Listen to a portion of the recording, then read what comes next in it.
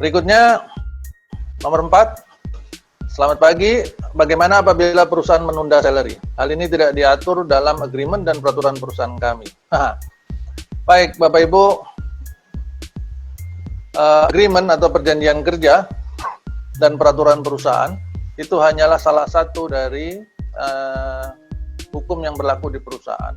Ada lagi hukum yang berlaku di perusahaan, yaitu peraturan perundangan sebagai induknya daripada perjanjian kerja dan peraturan perusahaan di perusahaan kita. Sehingga tidak diaturnya sebuah klausa di dalam perjanjian kerja maupun peraturan perusahaan itu tidak membuat klausa tersebut tidak berlaku. Jadi tergantung pada induknya peraturan perusahaan, yaitu peraturan perundangan. Apabila dalam peraturan perundangan yang menyatakan itu ada, maka meskipun tidak diatur dalam peraturan perusahaan maupun di dalam perjanjian kerja, maka itu akan menjadi tetap ada. Contohnya apa? Contoh, ini sedikit menyentuh ke masalah ganti rugi. Cak kontrak kita biasa sebutnya. Di pasal 61 dan 62. Pasal 61 dan 62 Undang-Undang 13 2003 tentang sisa kontrak. Ada sebagian perusahaan yang tidak mencantumkan itu di dalam perjanjian kerja maupun di dalam peraturan perusahaan. Enggak masalah, gitu loh. Enggak masalah, tidak dicantumkannya tidak masalah.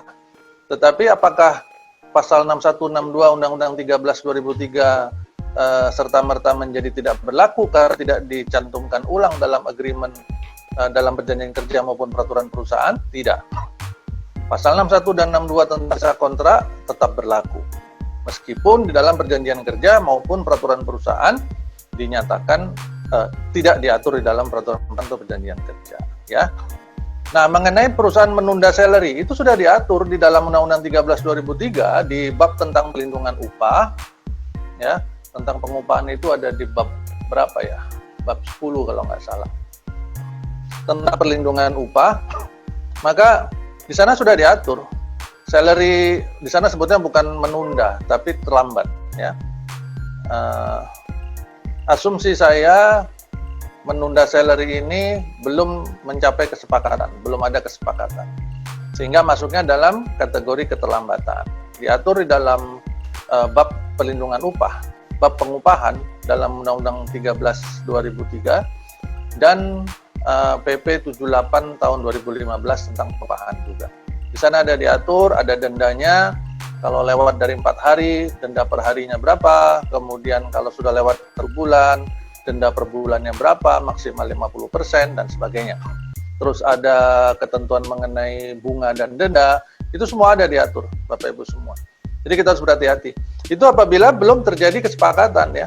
Jadi main telat aja, nggak bayar aja, gitu kan. Nggak ada pemberitahuan, nggak ada kesepakatan.